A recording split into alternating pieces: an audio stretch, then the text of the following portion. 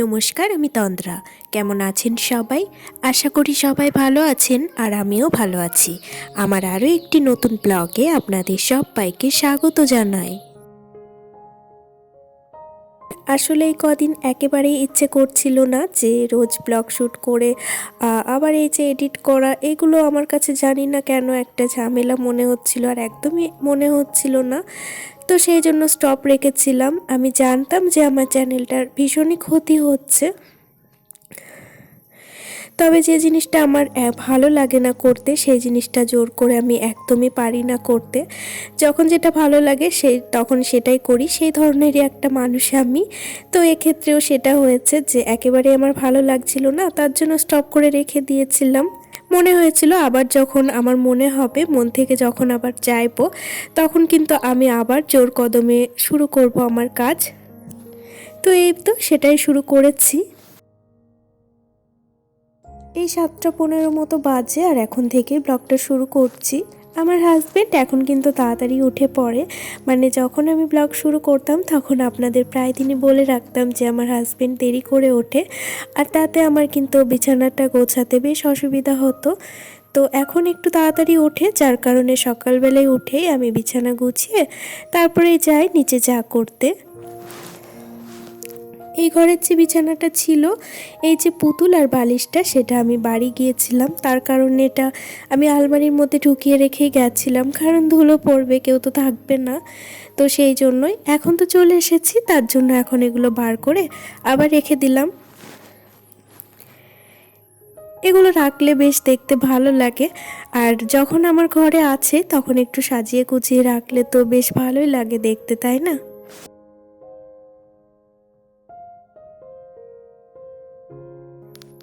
এই যে হাজব্যান্ড জ্যাকেটটা পরে এমনভাবে রেখেছে, মানে হাতটা সোজাও করেনি, আর এমনভাবে রেখে দেয় যেটা দেখতে খুবই খারাপ লাগে, খুবই বাজে লাগে। হয়তো প্রপার গোছাতে পারে না পুরুষ মানুষ, সেটা ঠিক আছে, বাট একটু দেখতে ভালো লাগে সেরকম করে তো রাখতে পারে। তো ও ওই রকমই একজন মানুষ, ও ওইভাবেই কিন্তু রেখে দেয়, আর আমার দেখে যথেষ্ট একটু রাগ রাগ হয়, তার কারণ আমি সব কিছু একটু ঠিকঠাক দেখতেই ভালোবাসি।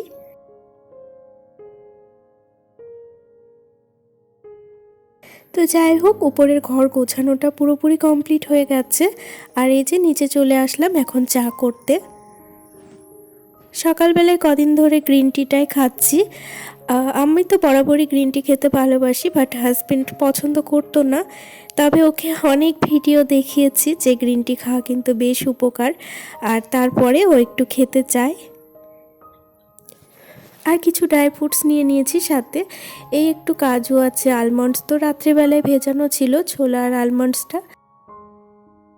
চায়ের যে জলটা ছিল সেটা অনেকটাই দেওয়া হয়েছিল, তবে এই যে ফুটতে ফুটতে অনেকটাই কমে গেছে, আর চাটাও সে কারণে কম হয়ে গেছে।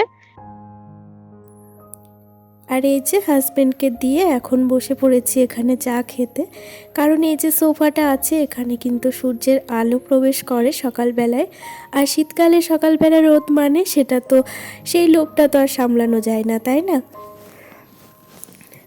প্রত্যেক দিনই এখানে বসেই চাটা খাই, কারণ এই যে ওই জায়গাটায় রোদটা পড়ে, আর ঘরে একমাত্র ওই জায়গাটায় রোদ পড়ে, তার জন্য ওখানে বসে চা খেতে বেশ ভালো লাগে। আর এই যে তারপরে ঘর ঝাড় দিতে যাচ্ছিলাম, তবে এই টেবিলটা দেখলাম বেশ নোংরা হয়েছে, কারণ কয়দিন তো বাড়ি ছিলাম না, আর তার উপর এই টেবিলটার উপরেই সব কিছু রাখা হয়, যেহেতু টেবিলটা বাইরে আছে, তো সেক্ষেত্রে এই টেবিলটা কিন্তু বেশ নোংরা হয়। তো এই তো সব কিছু উঠিয়ে একটু মুছে নিলাম, আর টেবিলটাও মুছে নিয়েছি। তবে এই যে টেবিলটা জানি না কি ওখানে পড়েছে, দাগ হয়ে গেছে, সেটা আর উঠছেই না, এটা আশা করি আর উঠবে না। আর এই যে টেবিলে পাতা যেটা ছিল সেটা একটু বাইরে গিয়ে ঝেড়ে আনলাম, এটা কয়েকদিন আগে ধোয়া হয়েছে, তার জন্য এখন আর ধোবো না। আর এই যে ফুলগুলো থাকেও সেটা বাইরে নিয়ে গিয়ে একটু বাড়ি মেরে আসি, যাতে ধুলোগুলো একটু ঝাড়া দিলেই পড়ে যায়। আর এই যে আমার ভিডিও করা স্ট্যান্ড, মিনি যে স্ট্যান্ডটা, ওইটা দিয়ে কিন্তু আমি ভিডিও করি, আর ওইটা ওইভাবেই রেখে দিই, কারণ ওইটা ওইভাবে খোলা রাখলে আমার সুবিধা হয়, হঠাৎ যখন ছোট স্ট্যান্ডটার প্রয়োজন হয় তখন নিয়ে সঙ্গে সঙ্গে ইউজ করে ফেলতে পারি। সকালবেলায় চা খাওয়ার আগে আর ঘরটা ঝাড় দেওয়া হয়নি। হাজবেন্ড উঠে পড়েছিল আর ও বসেছিল যে চা খাবো বলে, তার জন্য ভাবলাম চাটা করে এনে দিই। চাটা খেয়ে তারপরেই ঝাড়টা দেবো। একটু আগে আপনাদের বললাম যে কয়েকদিন ধরে কিন্তু ভিডিও দেওয়া হয়নি, যার কারণে আমি বুঝতে পারছি যে আমার চ্যানেলের কিন্তু বেশ ক্ষতি হচ্ছে। তবে ওই যে বললাম যে মন থেকে যেটা আমার আসে না সেটা আমি একদমই করতে পারি না। ভীষণই বিরক্ত লাগে, ভীষণই বোরিং লাগে আর একদমই ভালো লাগে না। তো সেই জন্যই স্টপ করে রেখে দিয়েছিলাম। আর আমি এটাও জানি যে যে কাজটা আমার আজকে ভালো লাগছে না বা এখন ভালো লাগছে না, কিছুদিন পর বা কিছুক্ষণ পর ঠিকই আমি মোটিভেটেড হয়ে যাব, আবারও পুনরায় করব সেটা, এবং তখন কিন্তু সেটা ভালোভাবে করতে পারবো। তবে এটাও ঠিক, যখন আমরা জানছি বা বুঝতে পারছি যে আমরা একটা ভুল করছি বা একটা ভুল করতে চলেছি বা একটা ভুলের মধ্যে দিয়ে যাচ্ছি, তখন কিন্তু আমাদের খুব তাড়াতাড়ি শুধরে নেওয়া উচিত, যত তাড়াতাড়ি সম্ভব। কারণ ভুলের পরিমাণটা যত বড় হয়, শাস্তির পরিমাণটাও কিন্তু তার দ্বিগুণ হয়। তো সেইটা ভেবেই কিন্তু আমাদের তাড়াতাড়ি শুধরে নেওয়া দরকার। ঘরগুলোকে এখন এইভাবেই ঝাড় দিয়ে রেখে দেব, এখন আর মুছবো না। কারণ শীতকালের বেলা সকালবেলায় উঠে এই সমস্ত কাজগুলো করতে এখন আর ভালো লাগে না। তাই রান্না বান্নাগুলো আগে করে নেব আর তারপরে ঘরটা মুছে স্নান করে নেব। এখন চলে এসেছি রান্নাঘরে, এই যে রান্নার জোগাড় করব। তো তার আগে যে আমাদের কাজের কাকিমাটা আছে, তো উনি বাসন মেজে দিয়ে গেছিলেন, সেগুলোই নিয়ে এসে জায়গা মতো আগে রেখে দিচ্ছি। সব কিছু গুছিয়ে রান্না করতে গেলে মনে হয় যে রান্নাটা করতে বেশ সুবিধা হচ্ছে, হাতের কাছে সব পাওয়া যায়। আর না হলেও একটা জিনিস খুঁজতে গিয়ে বা আনতে গিয়ে অনেকটা দেরি হয়ে যায়, দেখা যায় যে একটা রান্না করছি আর একটা খুঁজতে গিয়ে হয়তো সেটা পুড়ে গেল বা একটু বেশি হয়ে গেল। আজকে আর মাছ ডিম মাংস কোনোটাই হবে না। কালকে যেহেতু মাংস আনার কথা আছে, তো আজকে একটু লাইট করারই চেষ্টা করব। আর তাছাড়া আমার শ্বশুরমশাই বাড়িতে নেই, তো তিনি অনেক রকম সবজি এনে রেখে গিয়েছেন, তো সেগুলোও তো শেষ করতে হবে। তাই ভাবলাম যে আজকে আর মাছ মাংস কিছু করব না, এই যে যে সবজিগুলো আছে সেগুলোই রান্না করে আজকে শেষ করি। একটু মেথির শাক রান্না করছি, তার জন্য ফোড়নে ওই যে একটু পাঁচ ফোড়ন দিয়েছিলাম, কাঁচা লঙ্কা আর একটু আলু দিয়ে ভেজে নিয়ে তারপরে যে মেথি শাকটা কুচিয়ে রেখেছিলাম সেটাও দিয়ে দিয়েছি। আর এই যে একটু মটরশুঁটি দিয়েছি, এটা দেওয়ার কথা ছিল না, তো শাশুড়ি মা ছাড়া ছিলেন মটরশুঁটি, তো সেটাও এর মধ্যে দিয়ে দিলাম। আর এই যে নুন হলুদ দিয়ে ঢেকে একটু ভাজা ভাজা করে নামিয়ে নিলেই তো রেডি হয়ে যায়। তো আমাদের বাড়ি মেথির শাকটা এইভাবে রান্না করা হয়, আর এইভাবে খেতেও কিন্তু বেশ ভালো লাগে। আর ওইদিকে ভাতটাও বসিয়ে দিয়েছি হিটারে, ওটা জল গরম হয়ে গেছে, তো চালটা দিয়ে দিয়েছি, অটোমেটিকই হয়ে যাবে।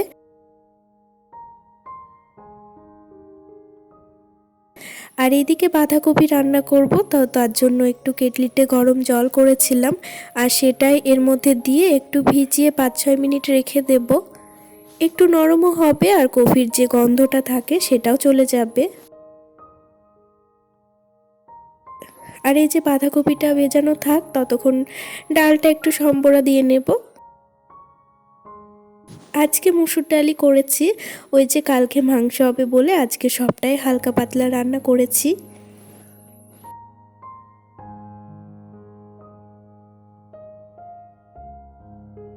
আর এই যে এদিকে বাঁধাকপিটাও 5-6 মিনিট হয়ে গেছে, তো 5-6 মিনিটের বেশি কিন্তু হয়েছিল, তো তাতে কোনো অসুবিধা নেই, যত বেশি হবে ততই কিন্তু ভালো। আর এই যে এদিকে বাঁধাকপিটাও রান্না করে নেব এখন। বাঁধাকপিতে আমি আদা জিরে আর একটু রসুন দিয়েছি, কাঁচা লঙ্কা সব কিছুই পেস্ট করে নিয়েছি। আর এই যে আগে জিরে আর টমেটোটা ফোড়ন দিয়েছিলাম। একটু রসুন দিলে বেশ ভালো লাগে, পেঁয়াজটা না দিলেও চলে, তবে আমার শাশুড়ি মা এতে পেঁয়াজও দেন, সেটাও ভালো লাগে। তবে আমি আর পেঁয়াজ দিইনি, এর মধ্যে একটু রসুন দিয়েছি। কারণ একদম নিরামিষ করলে আমার হাজব্যান্ড আবার খেতে চায় না, সেটা আবার পছন্দ করেন না। আমার হাজব্যান্ড একটু পেঁয়াজ রসুনটাই ভালোবাসেন, তো সেই জন্যই একটু রসুন দিয়েছিলাম ওর মধ্যে। আর এই যে হাজব্যান্ড এখন যাবে কোর্টে, তো তার জন্য টিফিনটাও প্যাক করতে হবে, তো ফলগুলো আগে কেটে নিয়েছি। আর এই যে এখন টিফিন বক্সের মধ্যে দিয়ে ভরে রেডি করে নেব। কালকে রাত্রেবেলায় আমার শাশুড়ি মা একটু পাটিসাপটা করেছিলেন এবং তার ছেলে খেতে ভালোবাসেন বলে সেটাও টিফিনে দিয়েছেন একটা দেখছি। আর এই তো রান্নাবান্না তো সবই কমপ্লিট হয়ে গেছে, ঘরটাও মুছে নিয়েছিলাম স্নানের আগে, সেটা আর আপনাদের সঙ্গে শেয়ার করা হয়নি কারণ অনেকটাই দেরি হয়ে গেছিলো। এই ছাদটা আমার ঘরের একদম সামনে অবস্থিত এবং শীতকালে এই ছাদটায় কিন্তু বেশ রোদ আসে। আর সামনে অনেকগুলো ফুল গাছ আছে এবং শীতকালে তো অনেক ফুলই হয়, তো সেক্ষেত্রে এই ছাদটা কিন্তু বেশ ভালো লাগে। আর ওই যে ওইদিকে চন্দ্রমল্লিকার যে গাছটা আছে সেটা কিন্তু অলরেডি এখন ফুল ধরেই গেছে প্রায়। সারা বছরই তো এই ছাদে জামা কাপড় তো মেলাই হয়, সেটা শীত গ্রীষ্ম বর্ষা যখনই হোক না কেন। তবে শীতকালে কিন্তু এই ছাদটা বেশি ব্যবহৃত হয়, কারণ এখানে বড়ি টড়ি নানান রকম জিনিস রৌদ্রে দেওয়া হয়। আর এই যে এখন হনুমান চালিশাটা পড়ে নেব, তাহলে এখনকার মতো কাজ কমপ্লিট হয়ে যাবে। আর তারপরে একটু রেস্ট নেব, আর তারপরে খেতে যাওয়া আছে।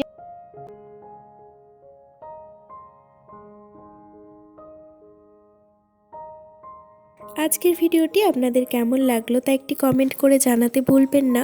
ভালো লাগলে একটি লাইক করে দিতে পারেন, আর আমার পাশে থাকার জন্য আমার চ্যানেলটি সাবস্ক্রাইব করে দিতে পারেন। আজকের মতো ভিডিওটি তাহলে এখানেই শেষ করছি। আপনারা সবাই খুব ভালো থাকবেন।